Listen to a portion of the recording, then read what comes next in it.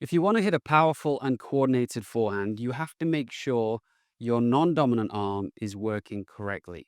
In this video, I'm going to explain what your non-dominant arm should be doing when you're hitting a forehand and why it should be doing it.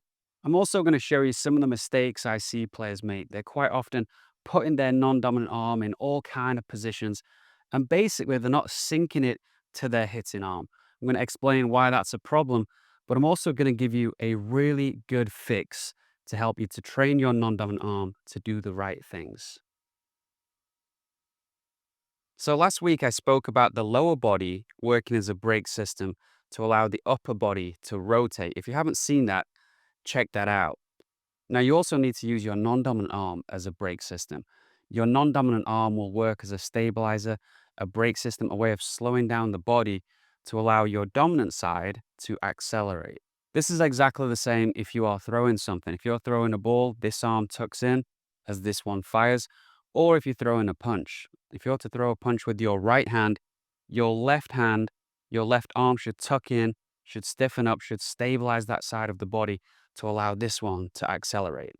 Now, there's two errors I see pretty much every day when it comes to what the non-dominant arm is doing on the forehand.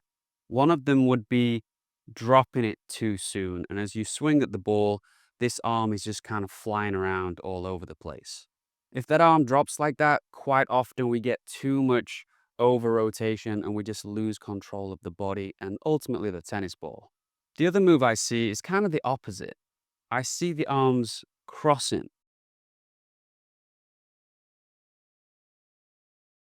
And it's quite a strong move because your arms are moving kind of in sync. They're moving this way, but it restricts movement because it's very difficult to rotate your body if your non-dominant arm is moving across your body.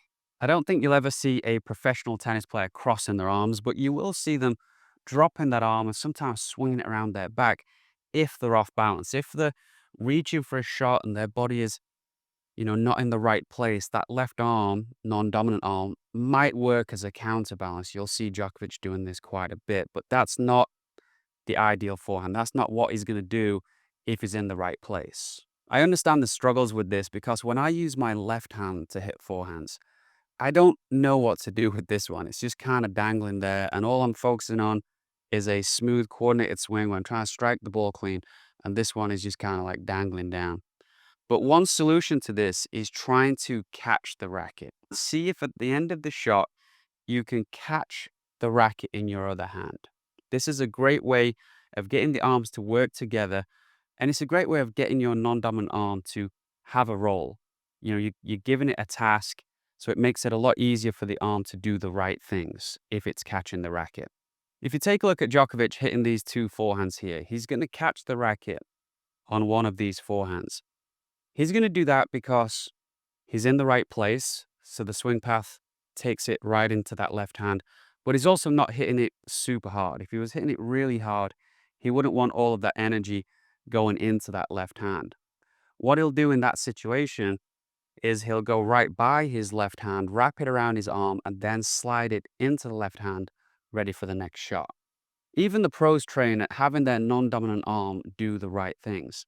You can see in this clip here that he's put a ball under his arm to prevent, I'm assuming, to prevent his left arm from flailing around and going all over the place. So trying to have a little bit more stability in the left arm by keeping that ball under his arm while he's hitting a forehand. Now I've got a better solution for him and for you guys. Grab yourself a drink. I've got a coffee here.